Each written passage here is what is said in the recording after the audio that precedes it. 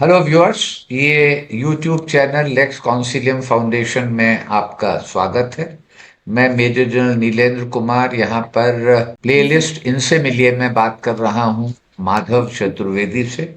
और जैसा कि आपको मालूम है, माधव चतुर्वेदी व्यवसाय से, पेशे से पत्रकार हैं और बहुत गंभीर पत्रकारिता करते हैं। राजनीति से संबंधित है, लोकसभा राज्यसभा कवर करते हैं, अर्थव्यवस्था और आर्थिक मुद्दों पर लिखते हैं। लेकिन उसके साथ साथ वो अपने शौक से, और उनकी जो रुझान है वो ज्योतिष की ओर है, तो ज्योतिष में भी उनका बहुत अच्छा दखल है। और जिसका उन्होंने एक लंबे समय तक और लंबे समय से इसका अध्ययन किया है, इसमें दखल रखा है।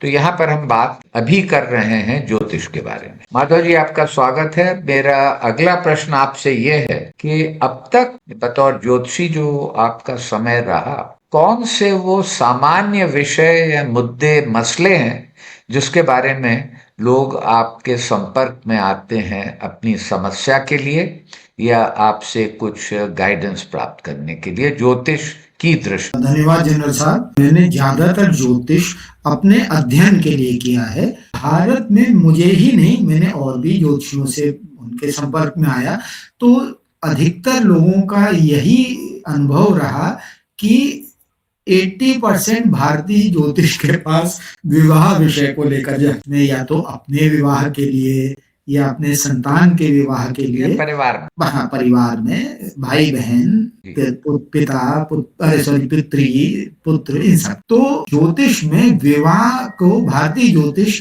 विवाह के बारे में बहुत अध्ययन करते हैं। सबसे ज्यादा प्रश्न पूछे जाते हैं कि इसका विवाह कब होगा, और दूसरी बात, विवाह हो गया तो विवाह के बाद की जो समस्याएं, भगवान करे न हो, लेकिन बहुत सारी उनको लेके प्रश्न होते हैं। ज्यादातर इसके बाद नंबर आता है वो है रोजगार की, रोजगार को लेके, रोजगार से जुड़े बहुत सारे प्रश्न हैं, उनको लेके लोग ज्योतिषी के पास जाते हैं। इसमें मुख्य प्रश्न तो यही है कि भाई हमारे यहाँ बेरोजगारी, पढ़ा लिखा आदमी है तो किसी को रोजगार मिल गया तो और अच्छे रोजगार की ओर जाना चाहता है, किसी को शिक्षा खत्म करके रोजगार की तलाश है, फिर रोजगार मिल गया तो उस रोजगार में कैसे उन्नति हो, फिर रोजगार से जुड़ी तमाम इतनी सारे प्रश्न हैं। तो रोजगार से फिर तीसरा जो प्रश्न आता है इसके बाद, वो है स्वास्थ्य का। लोग बहुत स्वास्थ्य के, देखिए स्वास्थ्य में होता है कि बहुत लोगों के पास, जब स्वास्थ्य में ऐसा नहीं छोटे छोटे, लेकिन बहुत सारे ऐसे स्वास्थ्य होते हैं कि इतना उनका आर्थिक बोझ होता है कि परिवार का सारा बजट चरमराने लगता है। तो सेहत के बारे में होते हैं, सेहत के बारे में लोग पूछने ज्योतिषी के पास जाते हैं। ये 3 विषय हैं, फिर और भी छोटे छोटे विषय हैं। क्योंकि जहां तक मेरी जानकारी है कि प्रायः राजनीतिक ये पूछते हैं कि साहब किस समय हम अपना नामांकन का पर्चा दाखिल करें। जी। लोग ये पूछते हैं कि साहब पढ़ाई में कैसा, इस साल कैसा रिजल्ट आएगा, या यूपीएससी की तैयारी कर रहे हैं, वो तो आपने कैरियर का बताया।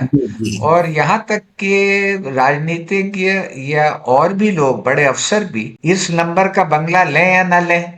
जी। तो इस तरह के भी होते हैं। तो लेकिन आपने बिल्कुल ठीक बताया कि विवाह सबसे अधिक है, और उसके बाद रोजगार और कैरियर का, और तीसरा आपने बताया कि विवाह के बाद और कैरियर के बाद तीसरा सेहत का है। मैं आपसे ये दरख्वास्त करूंगा कि ज्योतिष से संबंधित कुछ दिलचस्प किस्से जो आपने अब तक देखे तो वो बताएं, और फिर ये भी बताएं कि ज्योतिष, क्या आपने कोई ऐसा व्यक्ति देखा जो केवल ज्योतिष को परिजन हिताय नहीं लेकिन स्वांतः सुखाय के लिए पढ़ता है और उसका उसने रिसर्च की है और किसी को कुछ बताता नहीं? इसके बारे में अपना जवाब दें। ज्योतिष में अनुभव तो आपको रोज के रोज होते हैं, और लेकिन हाँ, उनकी इंटेंसिटी कितनी है और कितने मजेदार हैं ये अपने अपने अनुभव हैं। किसी ज्योतिषी से पूछिए तो उसका कोई प्रेडिक्शन सत्य हो तो ये इतनी खुशी देता है, किसी भी ज्योतिषी को इतनी खुशी देता है कि उसको शब्दों में बयान नहीं कर सकते। पर और दूसरी बात ये भी होती है कि ज्योतिषी को हर कुंडली जो उसके पास आती है, वो ये नहीं समझिए कि उसका अनुभव या उसका जो शास्त्रों के नियम वो पालन कर रहा है।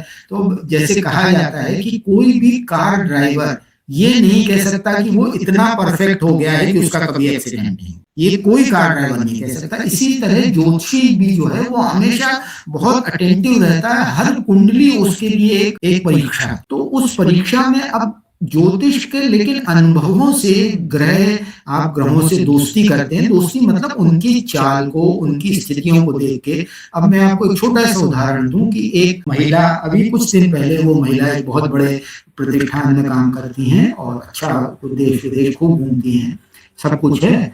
तो वो आई और बोली कि मेरी कुंडली देखिए और बस मुझे 2 प्रश्न पूछने हैं कि मेरे संतान के बारे में और मेरे रोजगार के बारे में।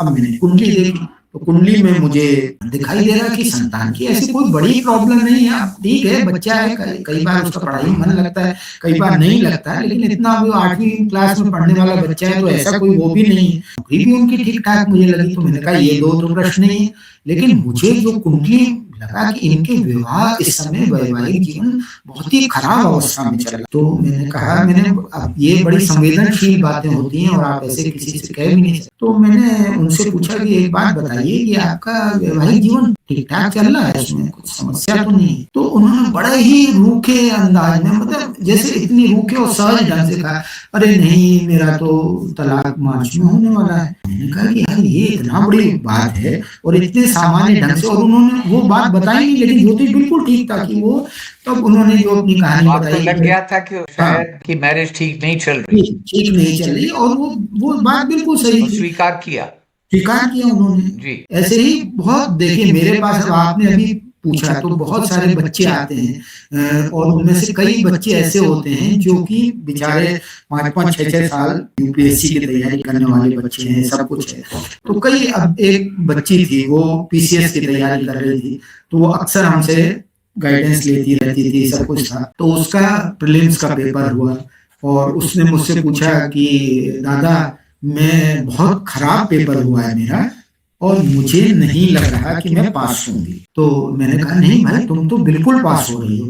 तो वो मानने को तैयार नहीं, बोले दादा मेरा पेपर खराब हुआ। मैंने कहा ये तुम्हें लग रहा है, लेकिन ऐसा हुआ नहीं है, और रिजल्ट निकला तो बिल्कुल 101% वो पास हो गई। इसमें ज्योतिष में कुछ टाइम फ्रेम्स होते हैं, उनमें वह, जैसे मैंने अभी बीच में मुहूर्त का बताया, तो ये भी चीजें अगर सही आप उस टाइम पीरियड से आप गुजरे, जिनको हम दशा कहते हैं, और ट्रांजिट अगर सही मिल जाए, तो बहुत सारी चीजें। ऐसे ही 2-3 लोगों के संग करियर को लेके मैंने उनके बारे में कि कुछ करियर में प्रॉब्लम है, या मैंने कुछ लोगों से कहा कि भाई आप, कुछ लोग स्वतंत्र व्यवसाय कर रहे थे, तो मैंने कहा भाई आप जो अपना जो प्लेस है अगर बदल सके तो प्लेस बदलिए। उन्होंने वो प्लेस बदली और उनको बहुत सक्सेस मिली। इस तरीके से चीजें बहुत सारी, क्या संतान के मामले में एक बड़ा मजेदार किस्सा आपको बताऊं कि एक मेरे साथ काम करने वाला लड़का था, तो उसके फादर मेरे पास आए और मैंने कहा कि उन्होंने एक लड़के लड़की की कुंडली दिखाई, बोले मेरे बड़े लड़के की कुंडली है, आप बताइए कि इस लड़की से मैं विवाह करना चाहता हूँ। तो मैंने कहा भाई विवाह तो कर दीजिए, लेकिन इसके संतान होने में प्रॉब्लम होगी। मैंने कहा कि अगर आप देख सके कोई और लड़की देख लीजिए। तो बोले नहीं चतुर्वेदी जी, ये नहीं हो सकता। मैंने कहा क्यों? बोले इस बच्ची का पिता मेरा बहुत फास्ट फ्रेंड था और जब दोनों, मेरे बच्चा और लड़की, तभी हम लोगों ने तय कर दिया था कि इन दोनों की शादी होगी। बोले मेरे की डेथ हो गई है, तो अब मुझे ही लड़की की तरफ से शादी करनी है, मुझे ही लड़के की तरफ से, दोनों तरफ से व्यवस्था मुझे ही करनी है, तो शादी तो मुझे हर हालत में करनी पड़ेगी। तो उन्होंने शादी करी और जैसा ग्रहों ने बताया था उनके विवाह में संतान, समस्या आई, काफी आई, लेकिन प्रभु की कृपा से मैंने उनको कुछ उपाय बताए, उस उपाय की वजह से, लेकिन हुआ वो लेट ही, पर चीजें हुई। तो अच्छा, ये तो एक चीज हुई। दूसरा, क्या आपने अपने अनुभव में देखा कि कोई केवल स्वांतः सुखाय के लिए ज्योतिष करते हैं, कोई प्रेडिक्ट नहीं करते? देखिए ये ऐसा मुझे, क्योंकि ये तो ऐसी चीज हो गई कि सिर्फ जब तक कि उसको आप प्रैक्टिस नहीं करेंगे, यही तो यही उसका यही एप्लीकेशन, उस नॉलेज का एप्लीकेशन तो नहीं हो नहीं, पाएगा। सही बात है, क्योंकि ये तो देखिए एक बात है कि जब तक आप मैथमेटिक्स इसमें नहीं परिणाम नहीं मिलेगा। हाँ, इसके विपरीत दो तीन किस्से ऐसे मैंने जरूर सुने हैं कि उनके बहुत करीबी लोगों के संग कुछ मिसहैपनिंग हुई और वो इस बात को नहीं जज कर पाए, तो वो इतने निराश हो गए कि उन्होंने एस्ट्रोलॉजी छोड़ दी।